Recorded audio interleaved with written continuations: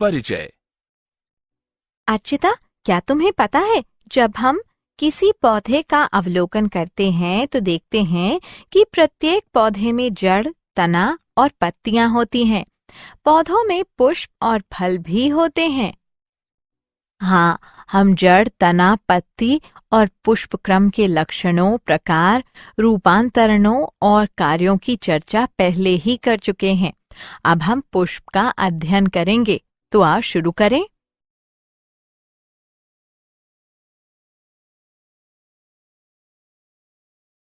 उद्देश्य।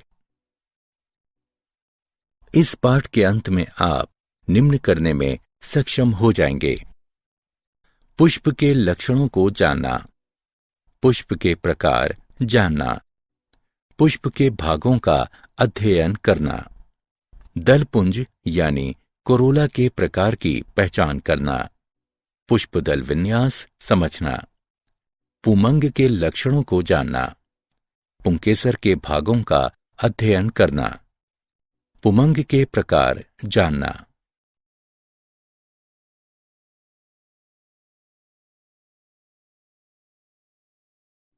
पुंकेसरों के ससंजन को जानना, पुंकेसरों के आसंजन का अध्ययन करना, तंतु से परागकोश के संयोजन को समझना, जायांग के लक्षणों को जानना, जायांग के भागों का अध्ययन करना, जायांग के प्रकार जानना और बीजांडान न्यास समझना।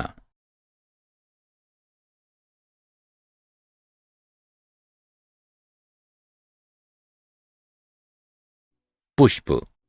पुष्प एंजियोस्पर्म की जनन संरचनाएं हैं। एक पुष्प को रूपांतरित कायिक प्रारोह के रूप में परिभाषित किया जाता है, जो लैंगिक जनन के लिए होता है। पुष्प में बहुत छोटा अक्ष होता है, जिस पर विभिन्न भागों के चक्र लगे होते हैं।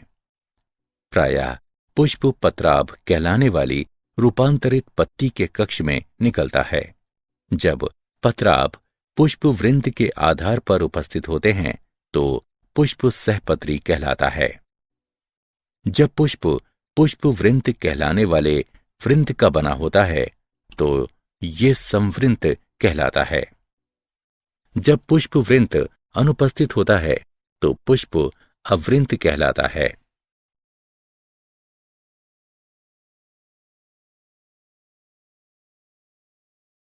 पुष्प के प्रकार। पुष्पासन और पुष्प के अन्य भागों की स्थिति के आधार पर पुष्प 3 प्रकार के होते हैं: अधोजायांगता यानी हाइपोगाइनस, परिजायांगता यानी पेरिकाइनस और अधिजायांगता यानी एपिकाइनस। हाइपोगाइनस। पुष्पासन ऊपरी फूला हुआ भाग है और जायांग पुष्पासन के सबसे ऊपरी भाग पर स्थित होता है। अन्य पुष्पीय भाग अर्थात कैलिक्स, कोरोला और पुमंग जायांग के नीचे स्थित होते हैं। अंडाशय ऊर्ध्ववर्ती होता है। यह आद्य के रूप में माना जाता है। पेरिकाइनस। पुष्पासन चपटा या प्याले के आकार का होता है।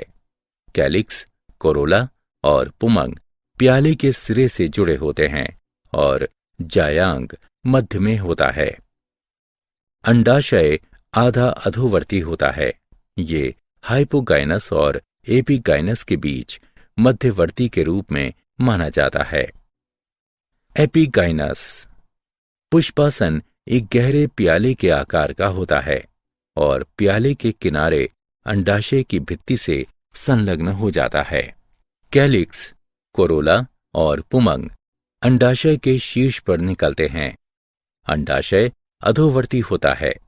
इसे काफी उन्नत अवस्था माना जाता है।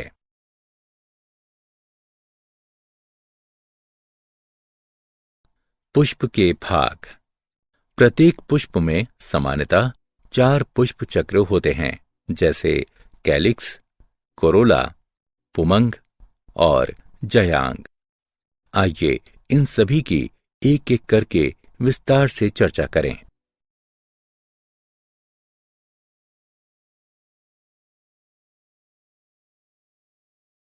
वाहे दलपुंज यानी कैलिक्स।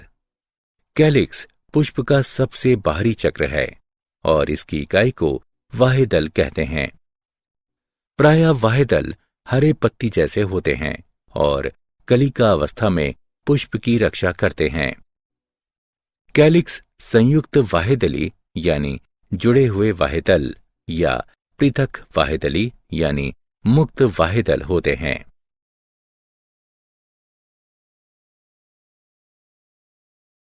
दलपुंज यानी कोरोला। कोरोला दलों का बना होता है। यह पुष्प का द्वितीय चक्र है। दल प्रायः चमकीले रंगीन होते हैं जो परागण के लिए कीटों को अपनी ओर आकर्षित करते हैं।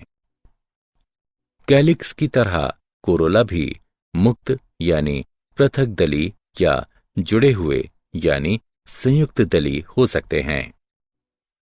पौधों में कोरोला की आकृति तथा रंग भिन्न भिन्न होता है। कोरोला नलिकाकार, घंटाकार, कीप के आकार का तथा चक्राकार हो सकता है।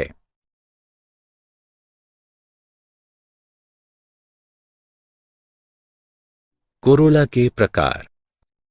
नलिकाकार दल एक नली जैसी संरचना बनाते हैं। उदाहरण कंपोजिटी।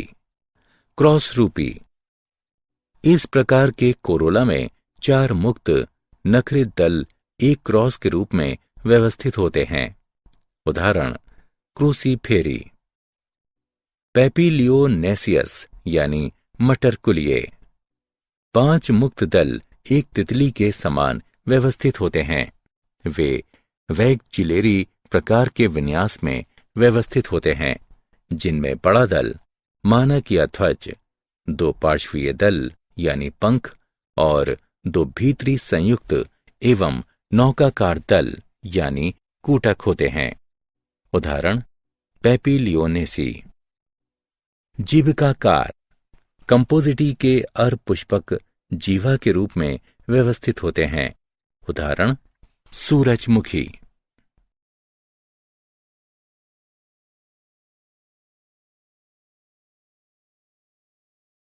पुष्पदल विन्यास। पुष्पकली में उसी चक्र की अन्य इकाइयों सापेक्ष बाह्य दलों या दलों के लगे रहने के क्रम को पुष्पदल विन्यास कहते हैं।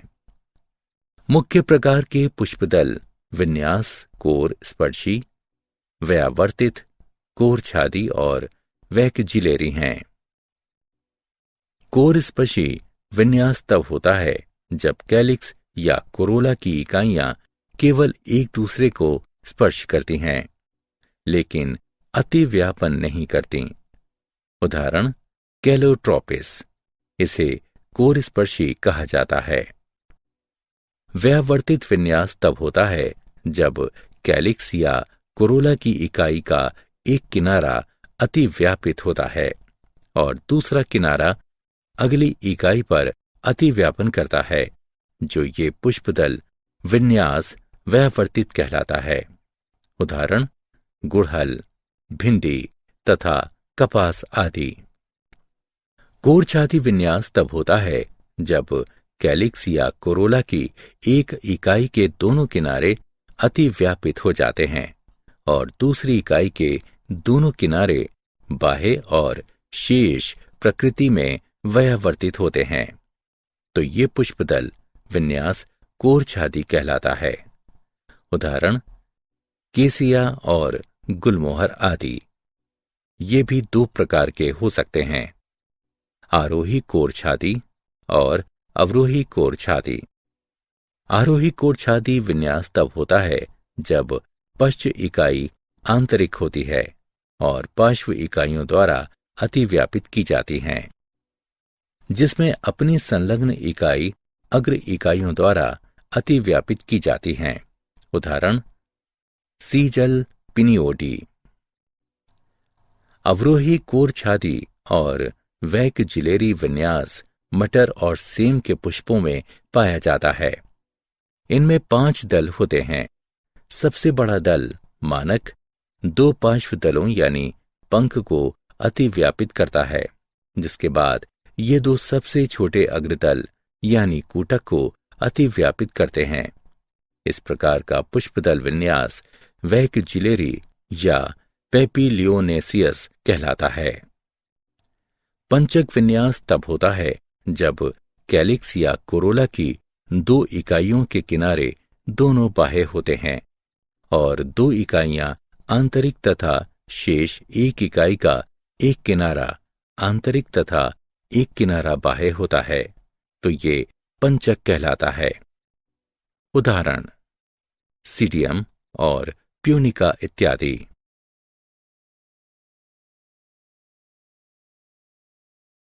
पुमंग। ग्रीक भाषा में एंड्रोशियम यानी पुमंग शब्द का अर्थ एंड्रस ओइकिया यानी पुरुष का घर है। पुमंग नर जनन अंग है और पुष्प का तीसरा चक्र बनाता है। ये अनेक पुंकेसरों का बना होता है। प्रत्येक पुंकेसर में एक तंतु तथा इसके शीर्ष पर एक परागकोश होता है। प्रत्येक पुंकेसर एक वृंत या एक तंतु और एक परागकोश का बना होता है। प्रत्येक परागकोश प्रायः द्विपालक होता है और प्रत्येक पाली में 2 कोष्ठक परागकोश होते हैं। परागकण परागकोश में उत्पन्न होते हैं। एक बंधे पुंकेसर स्टेमिनॉइड कहलाता है।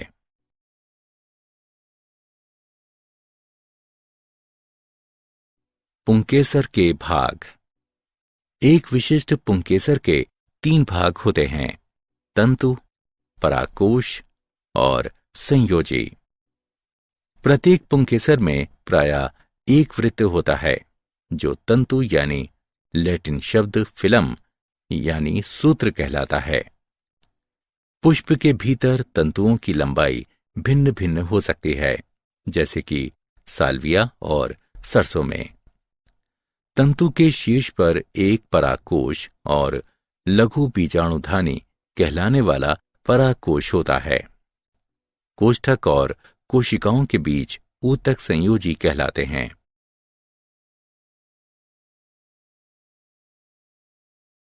पुमंग के प्रकार। पुंकेसरों की लंबाई के आधार पर पुमंग 3 प्रकार के होते हैं: द्विदीर्घी, चतुर्दीर्घी और विषम दीर्घी।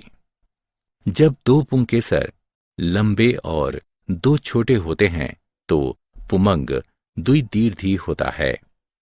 जब 4 पुंकेसर लंबे और 2 छोटे होते हैं तो पुमंग चतुर्दीर्घी होता है।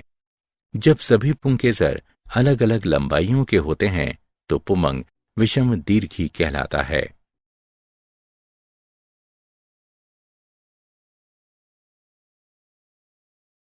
पुंकेसरों का ससंजन। पुंकेसर के एक भाग या पूरे पुंकेसर के जुड़ने की दशा पुंकेसरों का ससंजन कहलाती है। ससंजन के आधार पर पुमंग निम्न प्रकार के होते हैं: संघी, युक्तकोशी और समपुमंगी। जब पुंकेसरों के तंतु आपस में मिले होते हैं और परागकोश मुक्त होते हैं तो पुमंग संघी होते हैं। ये पुनः 3 प्रकार के होते हैं: एक संघी, द्विसंघी और बहुसंघी। जब सभी पुंकेसरों के तंतु आपस में मिलकर एक बंडल बनाते हैं और परागकोश मुक्त होते हैं तो यह अवस्था एक संघी कहलाती है। उदाहरण हिबिस्कस रोजा साइनेंसिस यानी गुड़हल। द्विसंघी जब पुंकेसरों के तंतु आपस में मिलकर एक बंडल बनाते हैं और परागकोश मुक्त होते हैं तो ये अवस्था द्विसंघी कहलाती है। उदाहरण पेपिलियोनेसी। बहुसंघी जब पुंकेसरों के तंतु संलग्न होकर 2 से अधिक बंडल बनाते हैं तो ये अवस्था बहुसंघी कहलाती है। उदाहरण सिट्रस। युक्तकोशी या साइनेंथस जब पुंकेसर के तंतु मुक्त होते हैं और परागकोश आपस में जुड़े होते हैं तो ये अवस्था युक्तकोशी या साइनेंथस कहलाती है। उदाहरण एस्टेरेसी। समपुमंग जब पुंकेसर के तंतु और परागकोश आपस में जुड़कर एक बंडल बनाते हैं तो ये अवस्था संपोमंग कहलाती है। उदाहरण कुकुरबिटा।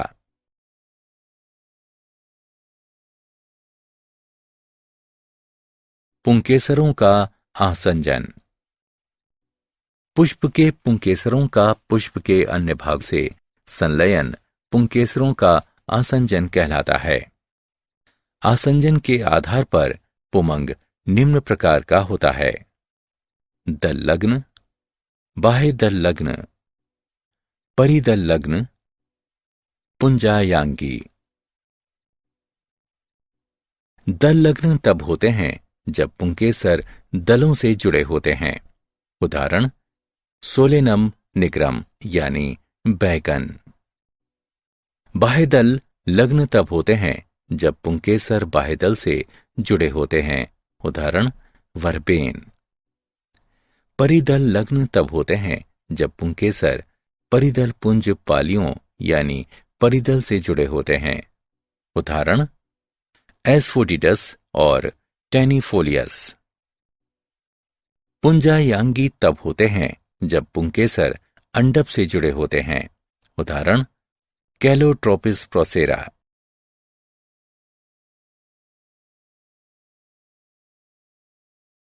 तंतु से परागकोश का संयोजन।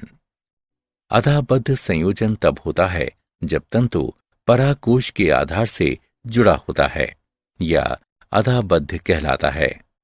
उदाहरण ब्रेसिका कंपेस्ट्रिस। संलग्न। जब तंतु आधार से शीर्ष तक परागकोश की पालियों से जुड़ा होता है तो यह संलग्न कहलाता है। उदाहरण मैग्नोलिया। पृष्ठलग्न। जब तंतु परागकोश के पीठ से दृढ़तापूर्वक जुड़ा होता है तो यह पृष्ठलग्न कहलाता है। उदाहरण पैसीफ्लोरा। मुक्त डोली। जब तंतु परागकोश की पीठ पर किसी एक बिंदु पर जुड़ा होता है और परागकोश आसानी से हिलडुल सकता है तो यह मुक्त डोली कहलाता है। उदाहरण घास।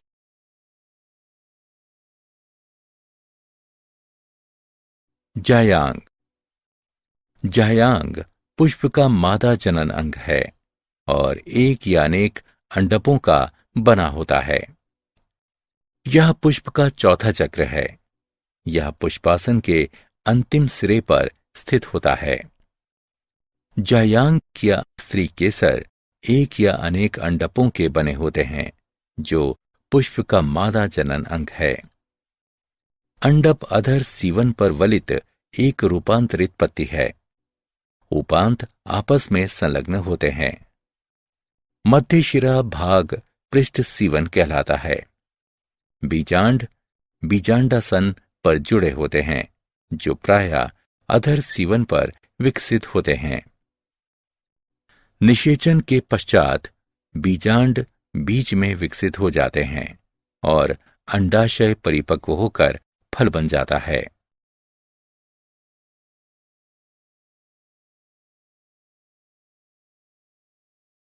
जायांग के भाग।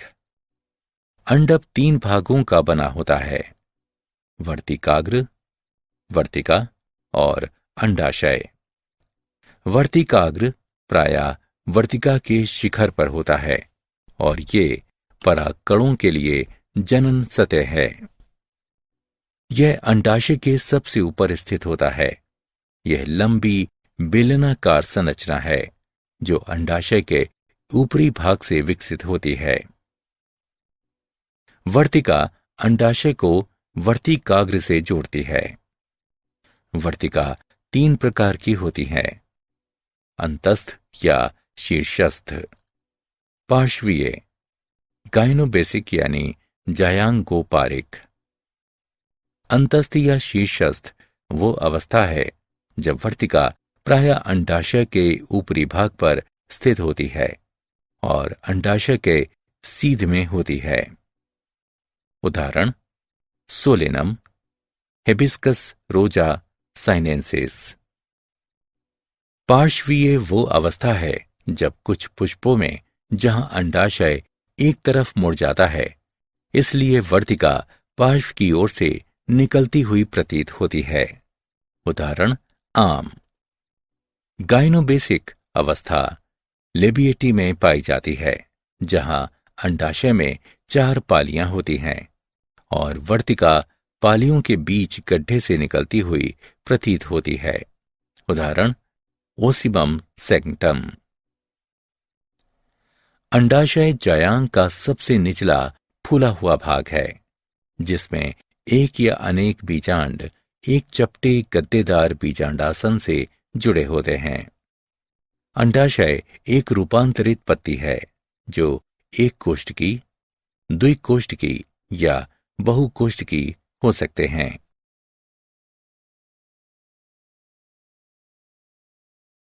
जायांग के प्रकार।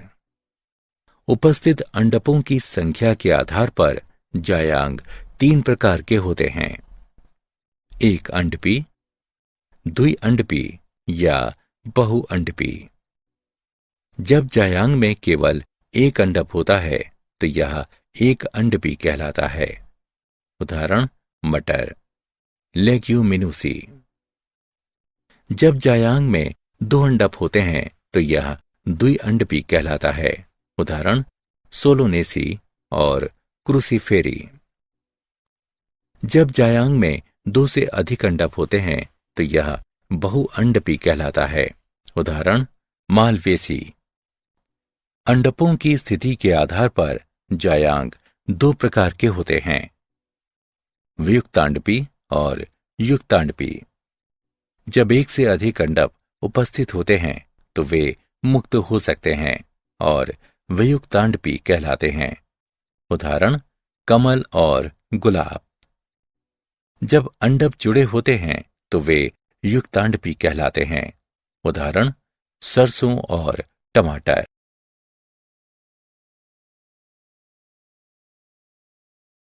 बीजांड न्यास। अंडाशय के भीतर बीजांड के लगे रहने का क्रम बीजांड न्यास कहलाता है। बीजांड न्यास विभिन्न प्रकार का होता है। सीमांत, स्तंभीय, भित्तीय, आधारी, केंद्रीय, मुक्त स्तंभीय और परिभित्तीय।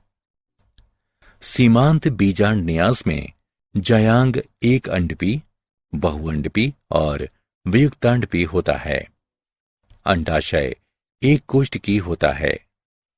बीजांड अधर सीवन पर स्थित बीजांडासन पर एक या अधिक पंक्तियों में निकलते हैं। उदाहरण लेग्यूमिनेसी। स्तंभीय बीजांड न्यास में जायांग द्विअंडपी, बहुअंडपी और युक्तांडपी होता है। अंडाशय बहुकोष्ठकी होता है। एक अंडक के किनारे अंदर की ओर निकलते हैं और उसके बाद संलग्न हो जाते हैं, इसलिए अधर सीवन अक्ष के साथ स्थित होते हैं। कोष्ठकों की संख्या अंडकों की संख्या के अनुरूप होती है। उदाहरण मालवेसी। भित्तीय बीजांड न्यास में जायांग द्विअंडपी या त्रिअंडपी और युक्तांडपी होता है। अंडाशय एक कोष्ठकी होता है।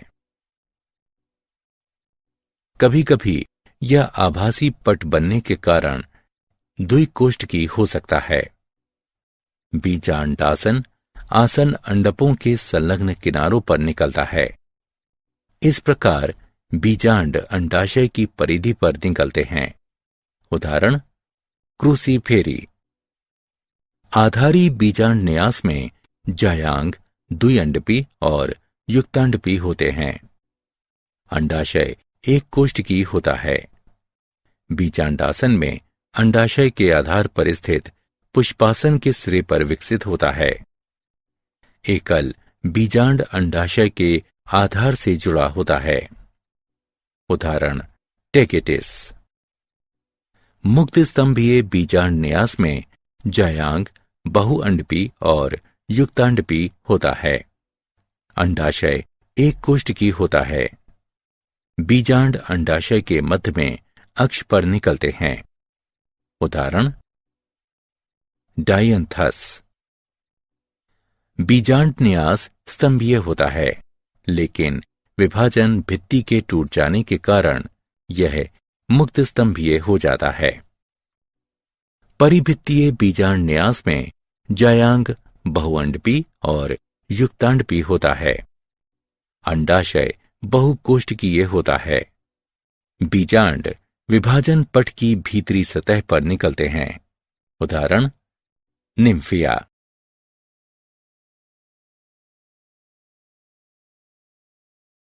क्या आप जानते हैं एस्टेरेसी कुल में पुष्पक्रम मुंडक होता है। कंपोजिटी कुल में पुंकेसर युक्त कोशी होते हैं। क्रूसीफेरी कुल में जायांग द्विअंडपी, युक्तांडपी, ऊर्ध्ववर्ती और एक कोष्ठकी होते हैं, लेकिन ये रीप्लम कहलाने वाले आभासी पट के कारण द्विकोष्ठकी हो जाते हैं।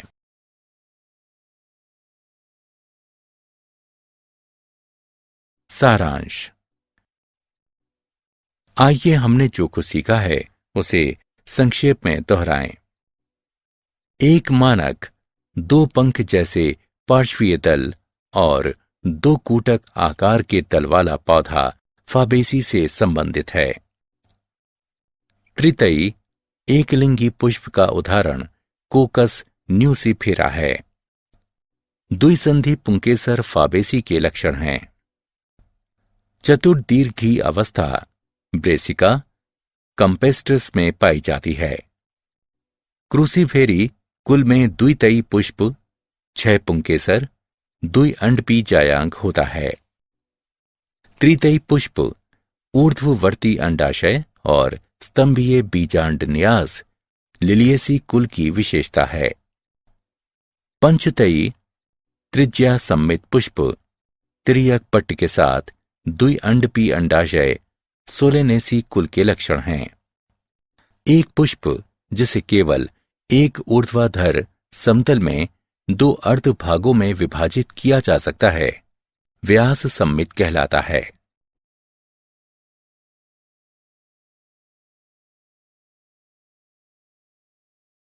चतुर्दीर्घी पुमंग सरसों में पाया जाता है। समपुमंग अवस्था तंतु और परागकोश दोनों का संलग्न है। साइथियम की पहचान अनेक नर पुष्पों से घिरे एकल मादा पुष्प द्वारा की जाती है और इसमें सभी पुष्पों को आच्छादित करता सहपत्रों का परिचक्र होता है। एक कोष्ठ की परागकोश मालवेसी कुल की विशेषता है। गाइनोबेसिक वर्तिका लेमिनेसी कुल की विशेषता है। द्विअंडपी युक्तांडपी अधोवर्ती अंडाशय सिप्सेला में पाया जाता है। परिधि से केंद्र की ओर पुष्पी अंगों के खुलने का क्रम अभिकेंद्रीय कहलाता है। तुष सहपत्र को निरूपित करते हैं। सबसे छोटा पुष्प वोल्फिया है।